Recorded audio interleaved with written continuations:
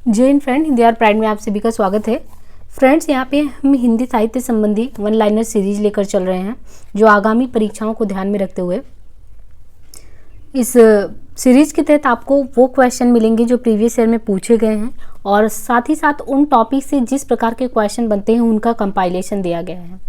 इसके पूर्व के वीडियो में हमने हिंदी साहित्य संबंधी जो उसका इतिहास है, लेखन परंपरा है, काल विभाजन है, नामकरण है, इन सभी मुद्दों पर बात की थी। और आज जो हम बात करने वाले हैं हिंदी साहित्य का अध्याय 2, जो कि आदिकाल से संबंधित है। जब हम आदिकाल के बारे में पढ़ते हैं तो सबसे पहले हमारे मन में ये विचार आता है कि आदिकाल का समय कब से शुरू होता है, और आदिकाल का समय अगर संवत में देखें तो कब से शुरू होता है, ईस्वी में कब से शुरू होता है।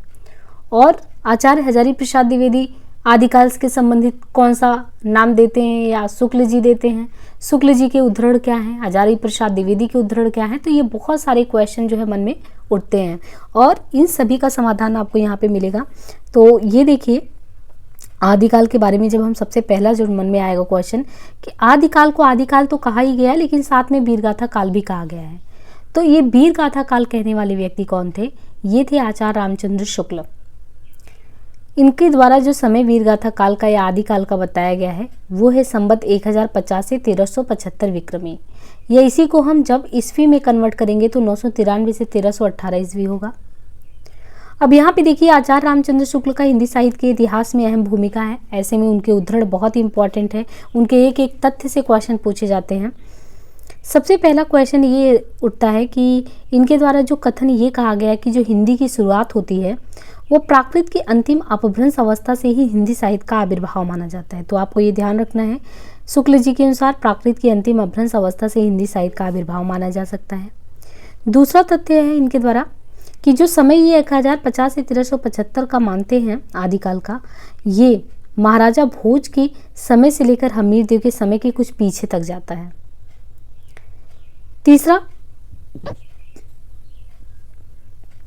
तीसरा इनके द्वारा ये कहा जाता है कि जब हम वीरगाथा काल कहते हैं आदिकाल को, तो उसके पीछे एक तर्क है। तर्क ये है कि उस समय जो भी राजाश्रित कवि थे, राजा के आश्रय में रहने वाले कवि होते थे, दरअसल वो चारण होते थे। नीति श्रृंगार के दोहे जो उनके द्वारा फुटकल दोहे राजसभाओं में सुनाए जाते थे, इन सब के पीछे अगर देखें तो वो राजाओं को प्रसन्न करने के लिए प्रशस्ति गायन भी करते थे। तो इनके द्वारा जो गायन किया जाता था, ये जो परंपरा थी, ये रासों की परंपरा थी, जिसे लक्ष्य करके इस काल को हमने वीरगाथा काल कहा। चौथी बात कहते हैं कि अपभ्रंश नाम पहले पहल कब आया? तो मन में ये आता है कि अपभ्रंश किसने कहा होगा, पहले पहल कहाँ आया? तो ये अपभ्रंश जो सबसे पहले आया, ये बल्लवी के राजा जो धारसेन द्वितीय हैं उनके शिलालेख में मिलता है अपभ्रंश शब्द। बल्लवी के राजा धारसेन द्वितीय ने शिलालेख खुदवाया, उसमें अपने पिता गुरसेन को संस्कृत, प्राकृत और अपभ्रंश तीनों का कवि कहा। तो ये किसके द्वारा संस्कृत, प्राकृत, अपभ्रंश तीनों के कवि के रूप में गुरसेन को कहा गया? तो वो है राजा धारसेन द्वितीय के पिता। उन्होंने खुद से शिलालेख खुदवाया और अपने पिता के बारे में ये विवरण दिए। शुक्ल जी ये कहते हैं कि जो सिद्धों के द्वारा, यानी जब हम सिद्ध साहित्य, नाथ साहित्य, राज साहित्य पढ़ते हैं तो उसमें जो सिद्ध की परंपरा रही है, सिद्धों में जो उनके द्वारा उद्धृत रचनाएं होती थी, उनकी भाषा क्या होती थी? तो उनकी भाषा होती थी देश भाषा मिश्रित अपभ्रंश या पुरानी हिंदी। हूबहू यही क्वेश्चन आता है कि सिद्धों के द्वारा उद्धृत रचनाओं की भाषा कौन सी है। आपको 4 ऑप्शन देंगे, अपभ्रंश देंगे, अवहट्ट देंगे, पुरानी हिंदी देंगे, आधुनिक हिंदी देंगे। तो आपको ये कंठस्थ होना चाहिए कि सिद्धों का जो उद्धृत रचनाओं की भाषा है वो देश भाषा मिश्रित अपभ्रंश है या पुरानी हिंदी है। इसके अलावा कहते हैं कि पुरानी हिंदी जो है, पुरानी हिंदी की व्यापक काव्य भाषा का ढांचा जो है वो कहाँ से लिया गया है? तो सौरसेनी प्रसूत अपभ्रंश अर्थात ब्रज और खड़ी बोली पश्चिमी हिंदी के द्वारा। तो जो काव्य भाषा का आधार है वो पश्चिमी हिंदी का है, और ब्रज और खड़ी बोली सौरसेनी प्रसूत। डॉक्टर राम कुमार वर्मा ने अपभ्रंश भाषा के पहले कवि के रूप में किसको माना है? तो राम कुमार वर्मा ने अपभ्रंश भाषा के पहले कवि के रूप में स्वयंभू को माना है, और स्वयंभू को हिंदी का प्रथम कवि भी माना है।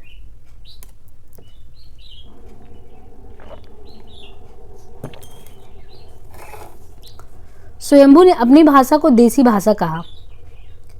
स्वयंभू को अपभ्रंश भाषा का वाल्मीकि भी कहते हैं, अपभ्रंश भाषा का तथा व्यास भी कहते हैं। तो यहाँ पे आपने अपभ्रंश संबंधी काफ़ी चीज़ें देखी। अब दूसरा टॉपिक यहाँ से शुरू होता है, प्रारंभिक हिंदी का नामकरण करने वाले विद्वान। यानी जब हिंदी शुरुआत हुई तो उसका नाम अलग अलग विद्वानों ने अलग अलग रूप में कहा। जिसे नामकरण करने वाले विद्वानों में प्रारंभिक हिंदी का थे गुलेरी भी थे, आचार्य रामचंद्र शुक्ल भी थे, महापंडित राहुल सांकृत्यायन भी थे, भोला शंकर व्यास भी थे। चंद्रदत्त शर्मा गुलेरी ने सबसे पहले घोषित किया, किसने? गुलेरी जी ने, कि उत्तर अपभ्रंश यानी बाद का जो अपभ्रंश है दरअसल वही पुरानी हिंदी है, तथा राजा मुंज को माना कि ये पुरानी हिंदी के पहले कवि हैं। तो चंद्रदत्त शर्मा गुलेरी इन्होंने सबसे पहले क्या घोषित किया? उत्तर अपभ्रंश ये पुरानी हिंदी है, तथा जो राजा मुंज हैं उन्हीं को पुरानी हिंदी का पहला कवि माना, और मानते हुए 10वीं शताब्दी के अंतिम चरण से हिंदी साहित्य का आरंभ माना। 10वीं शताब्दी से क्या माना? हिंदी साहित्य का आरंभ। आचार्य रामचंद्र शुक्ल ने अपभ्रंश को प्राकृताभास हिंदी, प्राकृत रूढ़ियों में बद्ध हिंदी कहा, तथा 993 ईस्वी से हिंदी का आरंभ माना। भोला शंकर व्यास ने हिंदी के आरंभिक रूप को औहट्ट नाम दिया। तो किसने दिया? भोला शंकर व्यास ने हिंदी के आरंभिक रूप को कौन सा नाम दिया? औहट्ट नाम दिया। महापंडित राहुल सांकृत्यायन, केदारनाथ पांडे ने अपभ्रंश को पुरानी हिंदी नाम दिया, तथा अपभ्रंश व प्रारंभिक हिंदी के सभी कवियों को हिंदी के कवियों के रूप में मान्यता दी। आचार्य हजारी प्रसाद द्विवेदी ने हिंदी साहित्य का आरंभ भक्ति काल से माना है। हिंदी का प्रथम कवि, यहाँ पे जब हम हिंदी का प्रथम कवि देखेंगे तो कवि, समय, लेखक, 3 कैटेगरी में चीजों को बांटा गया है। कवि में जैसे राजा मुंज है, तो इसके राजा मुंज को पहला कवि कौन मानता है? यानी राजा मुंज को हिंदी का पहला कवि कौन मानता है? तो चंद्रदत्त शर्मा गुलेरी। ये गुलेरी जी जो है वो मानते हैं कि राजा मुंज जो है हिंदी के पहले कवि हैं। सरापा, तो राहुल सांकृत्यायन जो है 8वीं सदी, राजा मुंज चंद्रदत्त शर्मा गुलेरी के द्वारा राजा मुंज को माना जाता है, और राहुल सांकृत्यायन किसको मानते हैं? सरापा को। 8वीं सदी सरापा को मानते हैं कि हिंदी के पहले कवि हैं। और 7वीं सदी यानी उनसे भी पहले पुष्य या पुंड को कौन कौन मानता है कि वो हिंदी के पहले कवि हैं? ये क्वेश्चन पूछे जाते हैं, हिंदी के पहले कवि किसके अनुसार किसको माना जाता है? तो जैसे ऑप्शन दे दिया आपको या क्वेश्चन बनाया कि पुष्प या पुंड को हिंदी के पहले कवि के रूप में किसके द्वारा माना जाता है, और आपको ऑप्शन दे दिया सेंगर, ग्रियर्सन, मिश्रबंधु, राहुल सांकृत्यायन।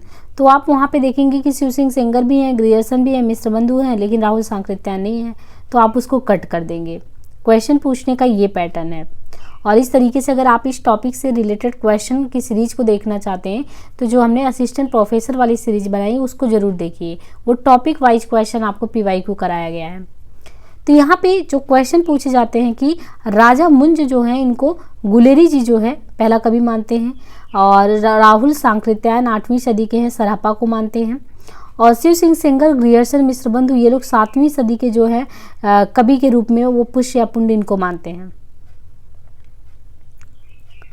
यहाँ पे देखिए स्वयंभू का क्वेश्चन आता है कि स्वयंभू को कौन मानता है? तो स्वयंभू 8वीं सदी के कवि हैं, डॉक्टर राम कुमार वर्मा जो है वो स्वयंभू का हिंदी का पहला कवि मानते हैं।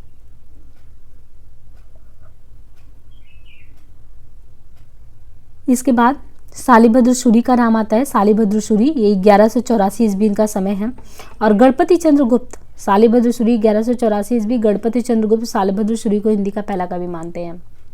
अब्दुल रहमान 13वीं सदी, आचार्य हजारी प्रसाद द्विवेदी किसको मानते हैं? अब्दुल रहमान को मानते हैं। 13वीं सदी आचार्य हजारी प्रसाद द्विवेदी।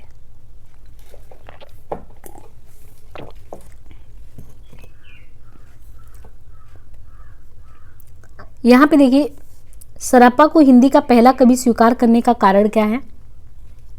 अगर सरापा को पहला कवि मान लिया गया ठीक है, लेकिन आपने सरापा को हिंदी का पहला कवि माना क्यों? उसके पीछे का तर्क बताना है, उसका कारण बताना है।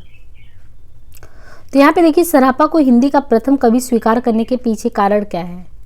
वर्ण विषय एवं चेतना की दृष्टि से सरापा को हिंदी का पहला कवि स्वीकार करने के पीछे कारण वर्ण विषय एवं चेतना की दृष्टि से सिद्ध साहित्य परवर्ती हिंदी साहित्य के विकास के लिए आधार भूमि तैयार की थी। यानी जो सरापा है उनको हिंदी का पहला कवि इसलिए मानते हैं कि वर्ण विषय एवं चेतना की दृष्टि से देखें, या परवर्ती यानी बाद के हिंदी साहित्य के जो विकास के लिए आधार भूमि तैयार करने वाले थे वो सिद्ध थे। शैली परंपरा की विकास की दृष्टि से भी देखते हैं तो सरापा का नाम आता है। अब यहाँ पे देखिए टॉपिक है कि आदिकालीन हिंदी साहित्य का वर्गीकरण जब करते हैं तो आदिकाल में जितने प्रकार के साहित्य चलते हैं वो सब यहाँ पे दिए गए हैं। आपको क्रमशः एक एक करके साहित्य को पढ़ना है। अपभ्रंश साहित्य अलग से, सिद्ध अलग से, नाथ अलग से, रासो अलग से। तो ये एक एक साहित्य जो है पूरे आदिकाल में ये ब्रांचेज है। ये जितने भी हैं, ये जितने निकले हैं अलग अलग ब्रांचेज हैं और ये सब मिलते हैं जाके आदिकाल में। तो आदिकाल का क्लासिफिकेशन यहाँ पे दिया गया है। अब देखिए आदिकालीन हिंदी साहित्य में कौन कौन सा साहित्य आता है, तो उसमें सबसे पहले जो आप पढ़ते हैं अपभ्रंश साहित्य। तो कभी क्वेश्चन आ सकता है कि अपभ्रंश साहित्य किस साहित्य के अंतर्गत आता है? वीरगाथा काल, आदिकाल, आधुनिक काल, रीतिकाल। देखिए आदिकाल के तहत आता है अपभ्रंश साहित्य। अपभ्रंश साहित्य के नंबर सेकंड नंबर पे सिद्ध साहित्य, थर्ड पे नाथ साहित्य, जैन या रास साहित्य। यहाँ पे देखिए रासो नहीं कहा है, रासो ग्रंथ के बारे में नहीं, जैन या रास साहित्य के बारे में। तो अपभ्रंश हो गया, सिद्ध हो गया, नाथ साहित्य हो गया, जैन या रास साहित्य हो गया, चारण या रासो, तो चारण या रासो साहित्य, लौकिक साहित्य, गद्य साहित्य। तो यहाँ पे अपभ्रंश, सिद्ध, नाथ, जैन या रास, चारण या रासो साहित्य, लौकिक साहित्य, गद्य साहित्य। अब देखिए यहाँ पे हिंदी के पहले रचना के तौर पे हम किसे मानते हैं? हिंदी का पहला रचना कौन सा है? तो हिंदी के प्रथम कवि कौन है? सरापा है। तो हिंदी के पहले कवि सरापा की जो रचनाएं मिलती हैं ये सभी मुक्तक हैं, काव्य ग्रंथ के रूप में संकलित नहीं है।